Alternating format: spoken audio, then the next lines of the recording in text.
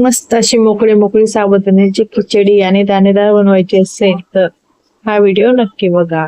तसेच व्हिडिओ आवडल्यास like share करा. सर्वांना आषाढी एकादशीच्या हार्दिक शुभेच्छा. तर आज आपण बनवणार आहोत साबुदाण्याची खिचडी, अगदी सिंपल पद्धतीने आणि खायला एवढी अप्रतिम आणि चविष्ट लागणार आहे की तुम्हाला ती नक्की आवडेल. तर आता छानपैकी मी आधी मिरच्या कट करून घेतल्या आहे आणि तेलमध्ये फ्राय करून घेतले आहे. हे आपल्याला साबुदाणा सोबत खाण्यासाठी मी करत आहे. आणि बारीक चिरलेला बटाटा तेलमध्ये फ्राय करून घेतला आहे. त्यामध्ये एका साईडला जिरं टाकून घेतलं आहे आणि बारीक कट केली हिरवी मिरची. यामध्ये कोणताही उकडलेला बटाटा टाकलेला नाही आहे. बारीक चिरलेला बटाटा मी यामध्ये ऍड केला आहे आणि तो फ्राय करून घेतला आहे तेलामध्ये. आता हिरव्या मिरच्या देखील फ्राय झालेल्या आहेत. आता त्याला मिक्स करून घेऊया.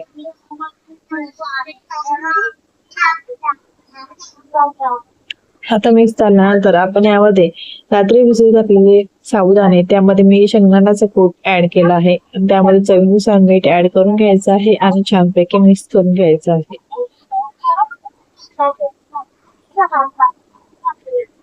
आता हे मी या मिश्रणामध्ये ऍड करणार आहे.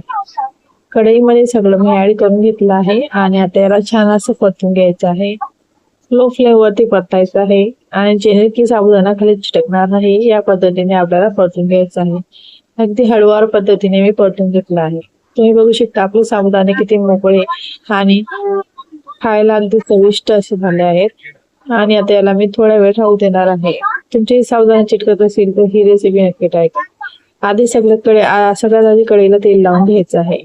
व्हिडिओ आवडल्यास सबस्क्राईब करा.